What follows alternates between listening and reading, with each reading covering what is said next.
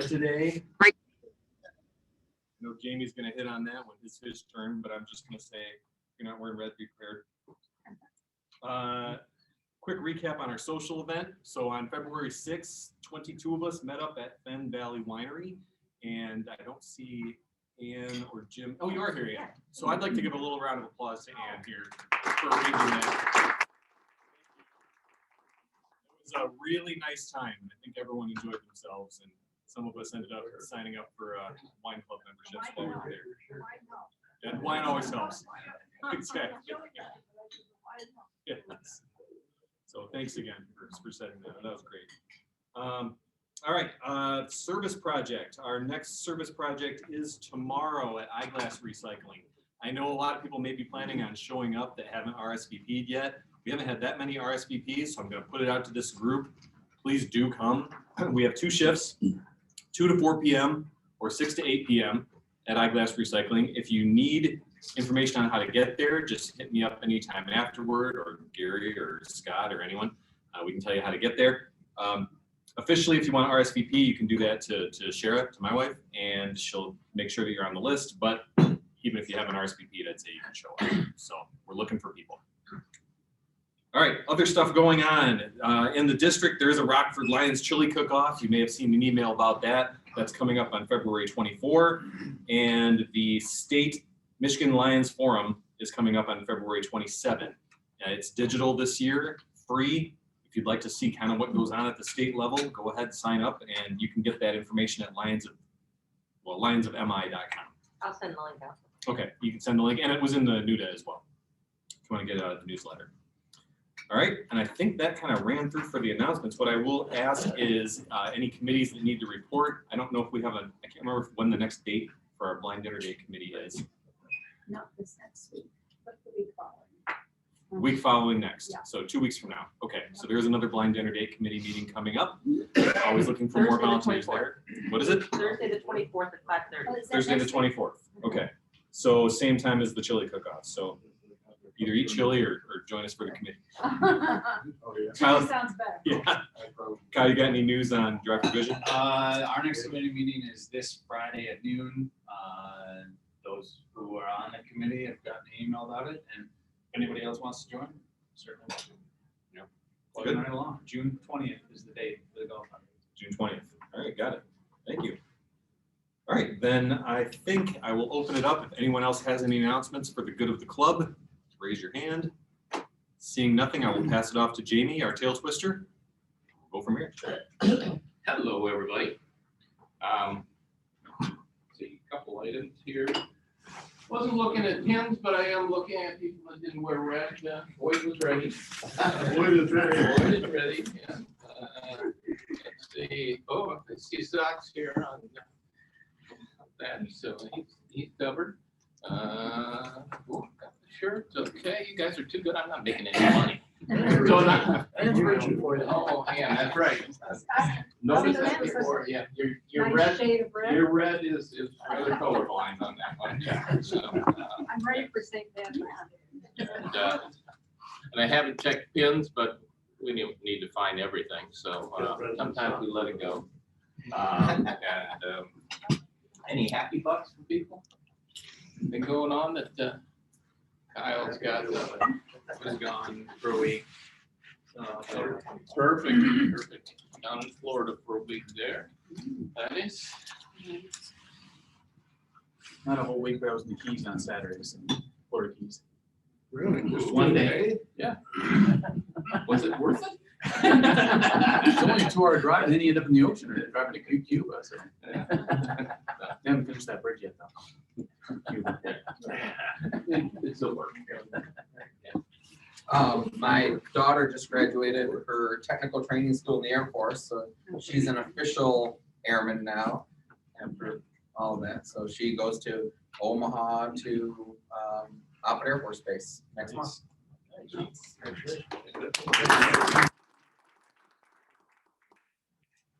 My grandson, who's lived across the last 2 years, is graduating from East Kentwood High School in this coming May. He was on the football team and the baseball team. And he's been accepted at Olivet College. With Nice.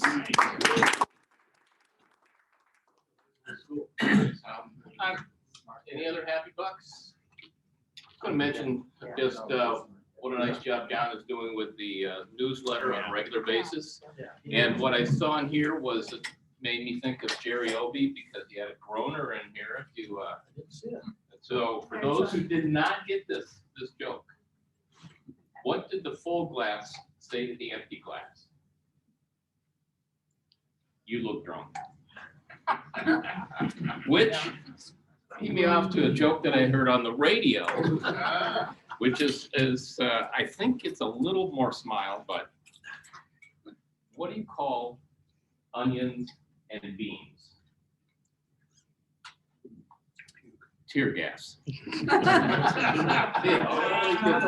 soon as you go. It's an old joke. Yeah, that's what I said. Anybody else have a joke? We used to, so, I think we're going to the raffle then, I probably. think so, yeah.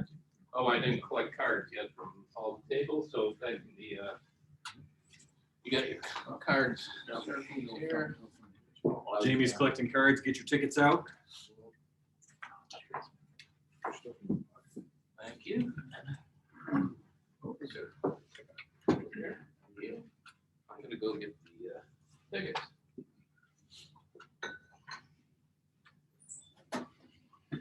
And this, eat everything.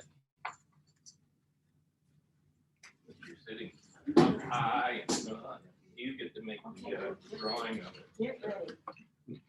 Okay. One fell out. Divine selection. Ready, Okay. right? Okay, this is for the big $5. You be the winner, 216-0019. Oh, yay! Wow. All right. Gets the $5 And and the, potential for more than $5. right, the white chip.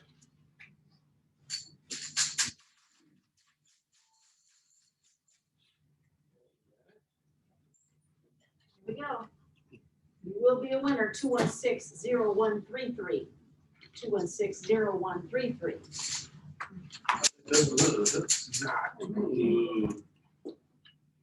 216-0133. That is it. Oh! Okay. I gotta find out where the white one is, huh? Yeah. That's, if you can feel colors, then you can. No. Sorry. Oh, too bad. Okay. I think we're set. Too many in there.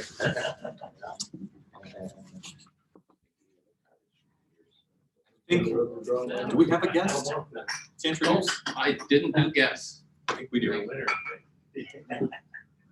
Maybe, maybe not. Yeah, she is a guest. Are you a guest? Oh, I'm sorry, I didn't realize you were talking to me. Who Yes, your guest up? Because we need to with introduce Mike. you. Mike. I apologize. I'm the first time bringing a guest, so. Yeah, make an introduction. So Devin is on my team. She does the transaction coordinating, and I got an email about taxes, and I just thought it'd be good to bring her along. Make sure to pay. Devin, did I hear that right? Yes, yep, Devin. Devin. All right, great to have you here. Thank you. All right, at this time, I'm going to call up Shelley to introduce our guest speaker. Come on up. Come on up. Ben. Okay, she's a big deal when it comes to assessments. Our Grand Rapids City Assessor, Paula Grivins-Jastifer, we'll call you PJ, Paula GJ. How's that for you? You can call me. Big call, good feedback stuff. Yeah, that's all good. Yes, a very responsible job she has for our city. City Assessor for the past 9 years. She's gonna have a party at 10, right? Absolutely. Prior to that, she worked in a similar position in Allen Park, of course, Wayne County, received her bachelor's degree from Western Michigan University. Any whoop whoops out there for Broncos Masters in Economics from Wayne State, so thank you for that. You are going to talk about the process for property tax assessments and appeals.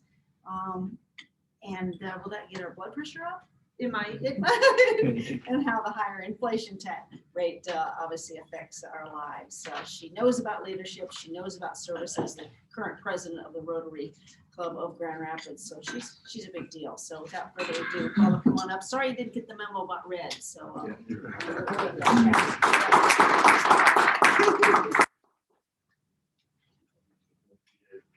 Thank you, and thanks for inviting me to be here today.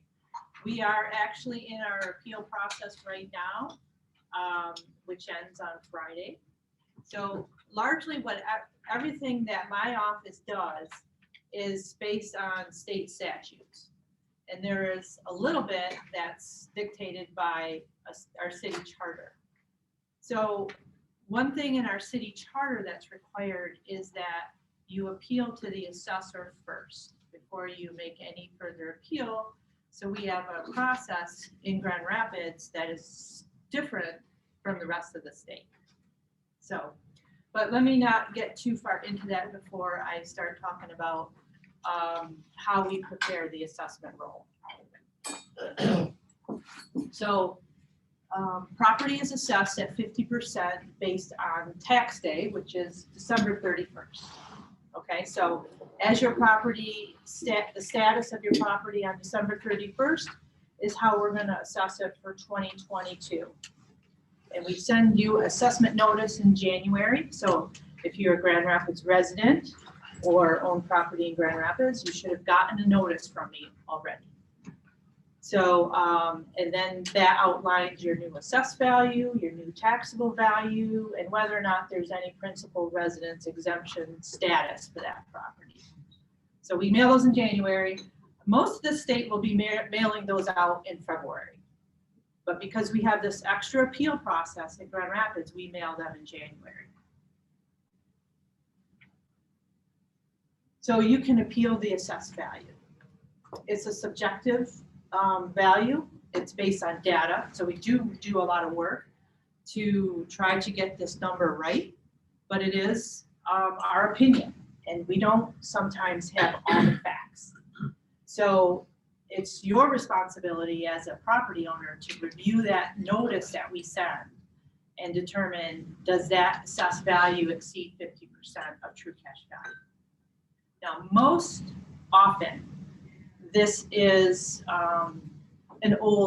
based on old data. So the data that we use to prepare this number is already 6 months old by the time we prepare this assessment. Okay, so we're using sales that occurred in a 2-year study that is in the past, right? So as we're going forward and assessments or values are increasing, typically our assessed value is going to be a little bit behind the market. And I mentioned that that you have to appeal to the assessor first in Grand Rapids, and that's the first 2 weeks of February. So that ends this Friday. So it's important, because then if you don't appeal, then your appeal rights are gone. So you have to do this process first. And the other requirement is that the appeal has to be in writing. And there is one more requirement. It has to have valid reason. Okay, so my taxes are too high is not a valid reason. While your taxes are, yes, they are too high, and all of our taxes are too high, right? Nobody's going to argue with that. But we need a valid reason why the assessed value does exceed 50% of true cash value. So we need some evidence. So then once we review all of the appeals, we send a notice out to those people that appealed, whether we made any changes, and we do often make changes.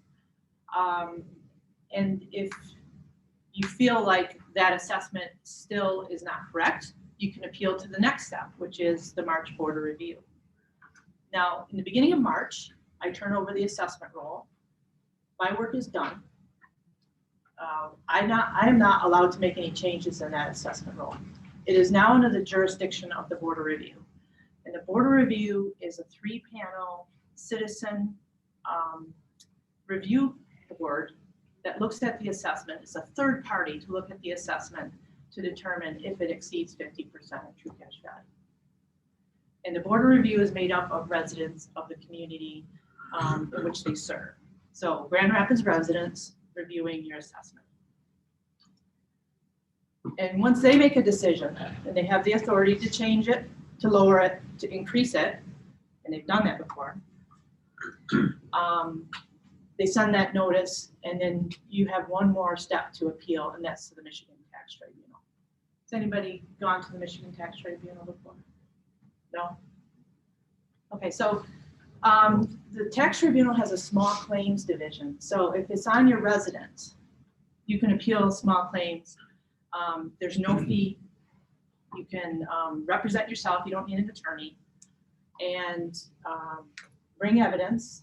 And it's a separate judge, separate from, it's a state employed judge who sits and weighs all the evidence and issues a decision. So like when I said I turned the assessment role over to the board of review, at that point, I have no authority to make any changes in that assessment role. And once the board of review adjourns and they sign off, nobody has any authority to make changes in that assessment role, except for the tax tribunal. So coming to me in July when you say, oh my gosh, this is too high, that's too late. Those numbers are set and I cannot make any changes. So this is the notice that you should have got. It's ugly, I agree. It's got a lot of small print on it, and I can't help that. I have a lot of complaints that come to my office about it. But it's the requirement of the State Tax Commission that I send this notice that looks like this. So it's not a tax bill. And once everybody sees that, they throw it in the garbage, right?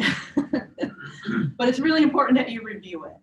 And what are the most important things are the prior year amount and the current year amount.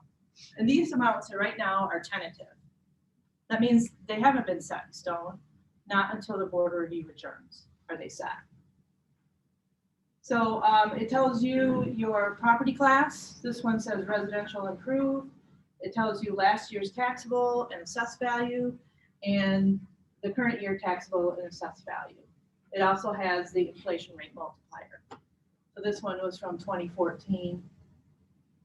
So I guess my presentation is pretty old, right? It also tells you principal residence exemption. So any questions on that so far?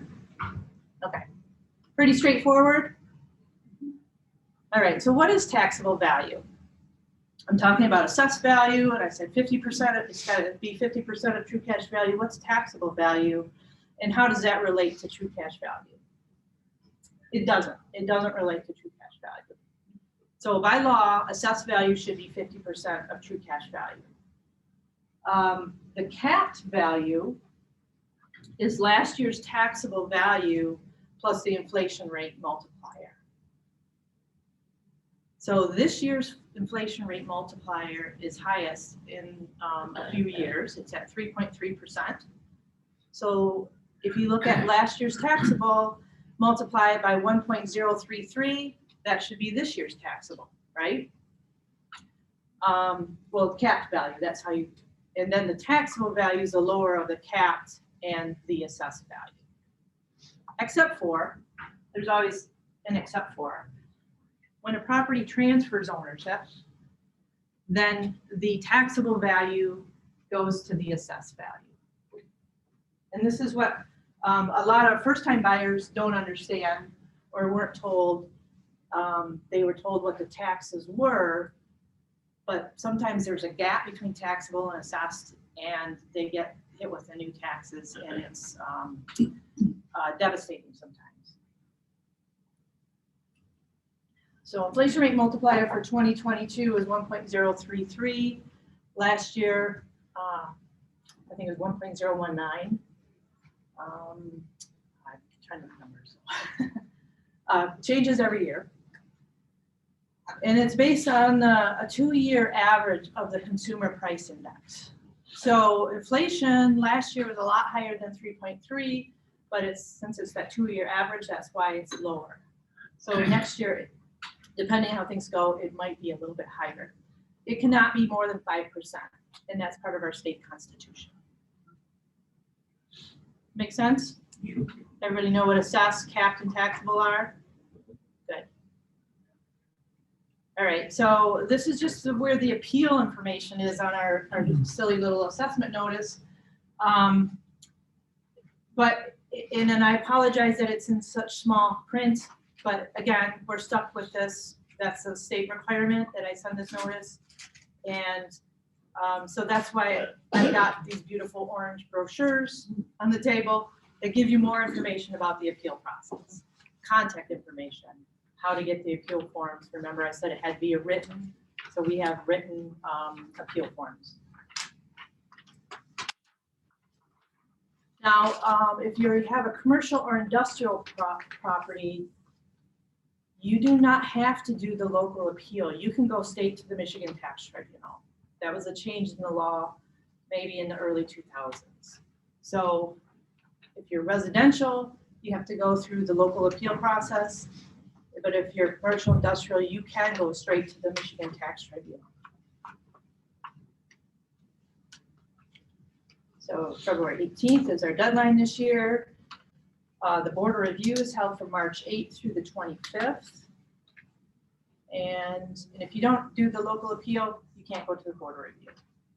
Commercial or residential, doesn't matter. It's our city charter rule. And I've already said this. So, and then I mentioned the small claims division of the tax tribunal as well. So we have a really cool thing on our city website. It's called Property Tax Estimator. Here, it looks like this, and you can plug in your taxable value, and it'll give you an estimate of the taxes. So if you know of anybody that doesn't know how much their taxes are, what a great tool in Grand Rapids that you have this. So you can plug it in, and it asks the school district you're in, because the taxes are different for each school district, and the principal residence exemption. So now that I mentioned principal residence exemption, let me explain what that is. That exempts you from 18 mills of the school operating tax. So it's on your primary residence. You have to own it and occupy it as your principal residence. You have to claim this. It's not automatic. So when you buy a house that you're moving in, you have to file this form with the local assessor. And it's a big tax savings. So commercial properties, rental properties do not get this exemption. Another requirement, it has to be owned by an individual. So it's owned by an LLC. You cannot claim it under an LLC. An individual has to claim this. The state does audit this. If you do get a letter from the state and you don't answer it, they will deny your principal residence exemption. So just a little note, if you do get a notice from the state, please answer it, please respond. It'll save you some headache later. So what's happening in 2022 in Grand Rapids? Our residential values are increasing, that's no surprise. Commercial values are also increasing. We have a very strong commercial market. Industrial values are very strong too. We only have a 2% overall increase, but last year I added 17% to the industrial properties. So if you look at overall, they're increasing just as much. And then the inflation rate multiplier is 3.3%. So this is our historical City of Grand Rapids state equalized value, which is the assessed value after it's gone through the state, the county and state equalization processes where it's finalized. So you can see it's at all-time high, almost $8 billion. That's for real and personal together. And you can see where the recession hit and how that affected property values back in 2011, 12, and 13. And I talked about that lag. So we were lagging behind then too. Because when everything tanked, 2008 and 9, remember? So you can see it took us a while for our assessments to go down. So this is taxable value. So same type of curve, also lagging behind the market. You can see 2013 was our lowest year, and then steadily climbing back up. So, and again, taxable values are increasing by the inflation rate, right? Whereas assessed values are increasing by the market value of the real estate. So it creates a gap between the taxable and the SEV, and that gap is lessened as properties transfer ownership and that taxable value goes up. Any questions so far? No, straightforward? You got this, right? Yes. So what, these charts that you got here, are they residential and industrial, or is it just? Yeah, this is all of the property in Grand Rapids. So it's combined residential, commercial, industrial, and personal property. How does that compare to other cities of our size, I guess? Do you know? Well, we're the second largest city in parcel count in the state of Michigan. Only Detroit is bigger. And we are the second largest in SEV and taxable value. Ann Arbor is bigger in taxable value. So we're pretty substantial here in Grand Rapids. We're the big elephant in the room in Kent County. That's what the county calls me. So so this city is growing like crazy, and that's recognized in our fast rate of growth in our assessed and taxable values. So we're doing good.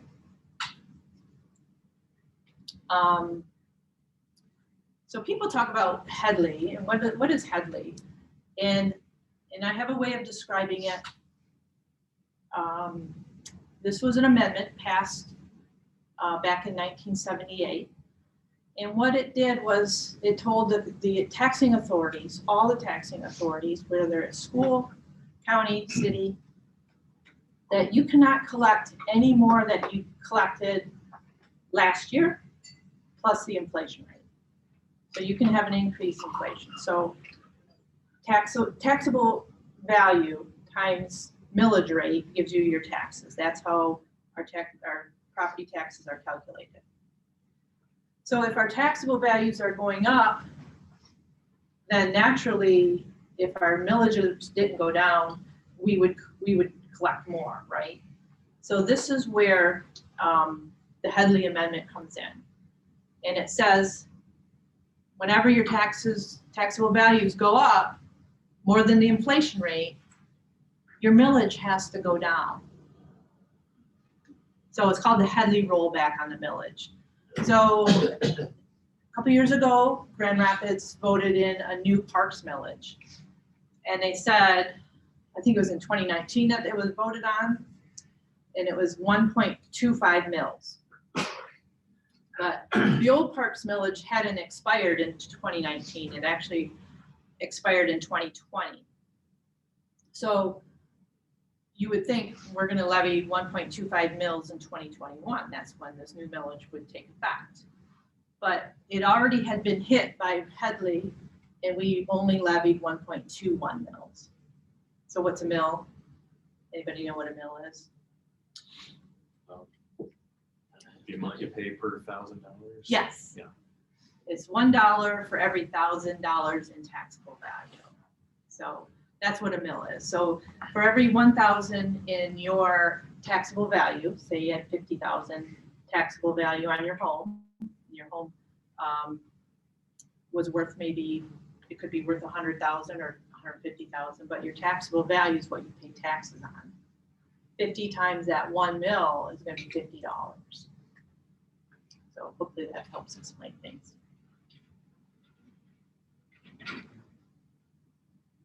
So I can turn it over to questions right now, or I can talk about how much taxes the city collects. Yes. Does the transfer of ownership change the taxable or assessed value directly to the market value that the house is sold at? So we do that every year. We calculate an assessed value on every property that's not in there. And we keep track of that number. And the taxable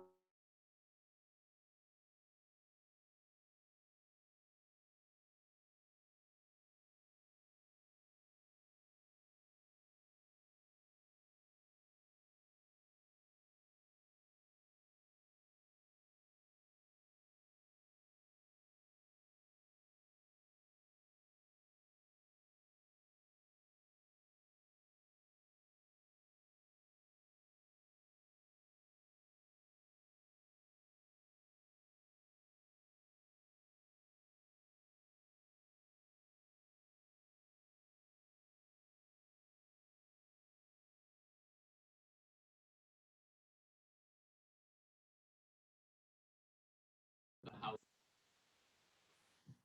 So there's a little piece of legislation, or it's the law.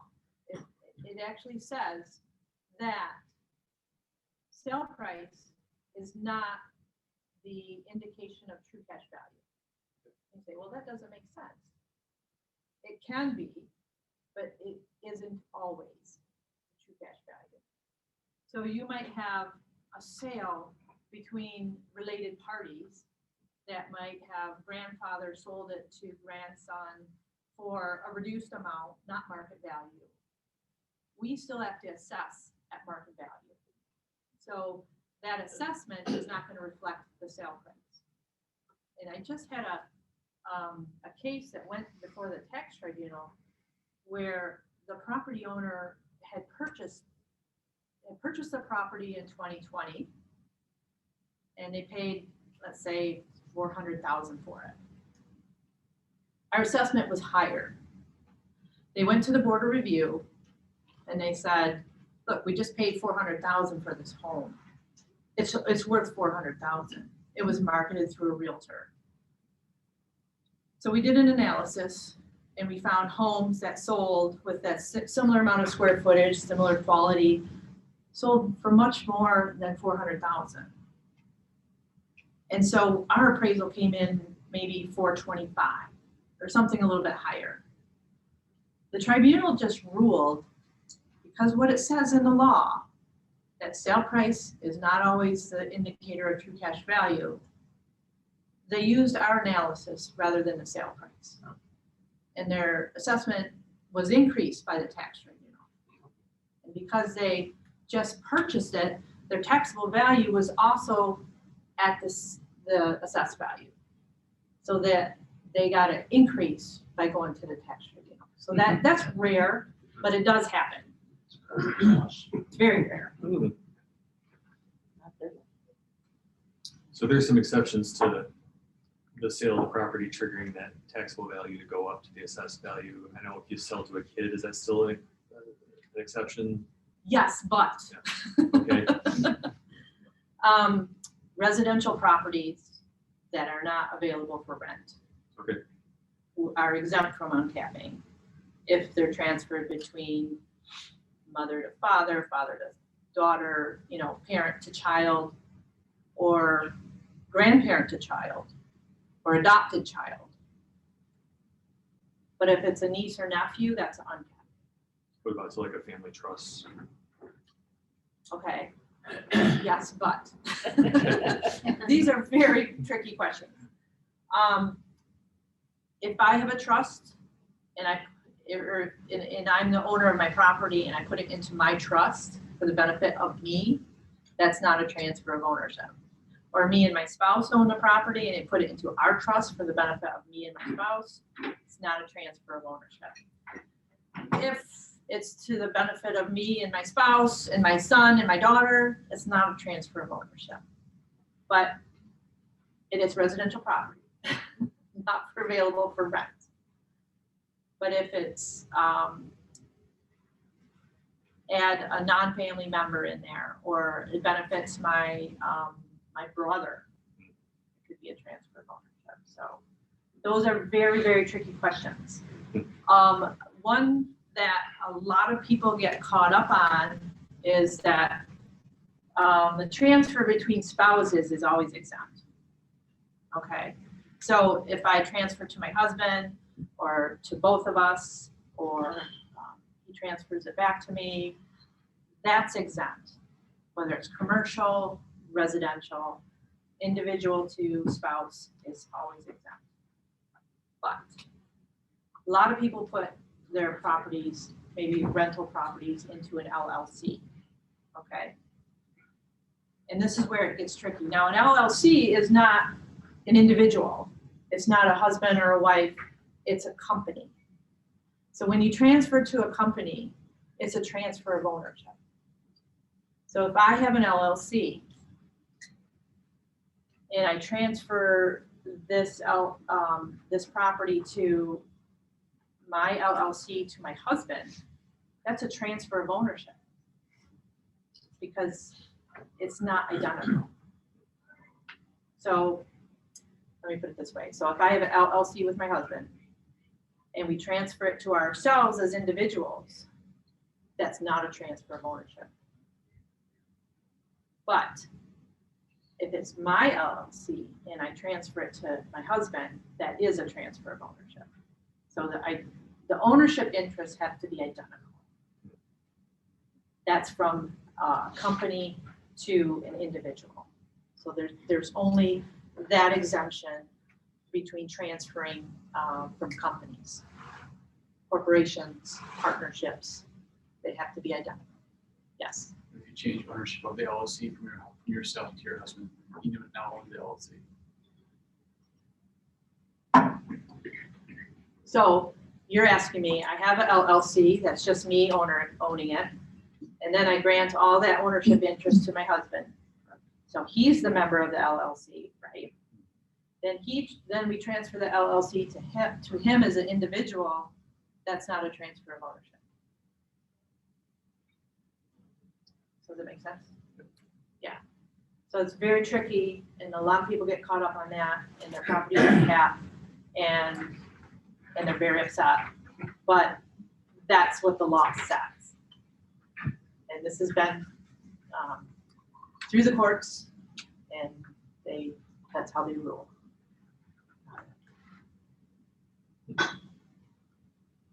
Yes. So how much money do we collect? Or do you Oh. collect? So I collect zero money. I mean, taxes.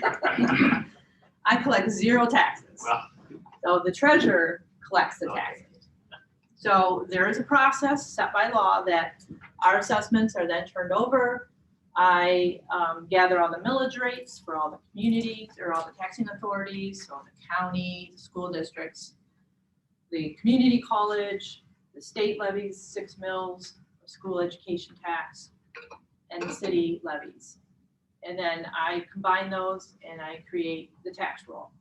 And then I turn it over to the treasurer and they collect. So I collect zero. How much does the city of Grand Rapids collect? I never can remember this. We collect $51 million. And we collect $240 million for all the taxing authorities. So the work that I do benefits the schools, the county, the state, the community college, the intermediate school district, the interurban transit, the zoo. I'm trying to think of all the other mills. The county levies the zoo millage, Senior mill. senior millage, and I believe that one's up for re-election this year. Senior and the veterans millage. So those are collected at the county level. So we do all the collection and then we send them a check. You're like, well, that's not fair. Why does the city of Grand Rapids do all this work and all they get is a check? So to help pay for that, we levy, the solution was all the communities can levy the 1% administration fee. So you get your tax, calculate it, And then we add 1% on to pay for the tax assessment and collection. So that doesn't seem fair, right? That you have to pay for the tax collection. But that was the solution besides billing. I bill the county or I bill the school district for all those taxes. Doesn't make sense. So that 1% doesn't cover all the costs, but at least it helps go forward, help to pay for those costs of doing all the assessing and appraisal and tax collection. So of the $8 billion in value, Yes. we collect, or taxes assessed, taxes collected Over 240 million. is 200. Yeah. Interesting. And we, once I turn over that tax roll to the city treasurer, they levy that July 1st. And it's due July 31st, so it's a very short window. Typical communities have a month and a half, or sometimes 2 months to pay that bill. But in Grand Rapids, it's just 1 month. Why? Probably something in our city charter that says that. I've never asked why. Any other questions? Did everybody learn something today? Yeah. Oh, Thank that's you. good. All right, well, thank you.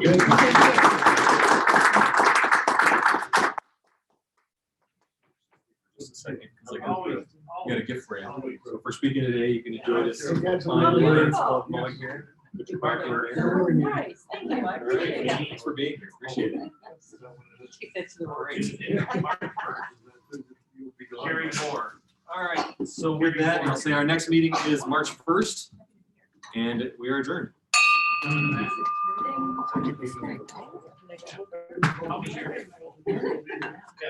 Yes.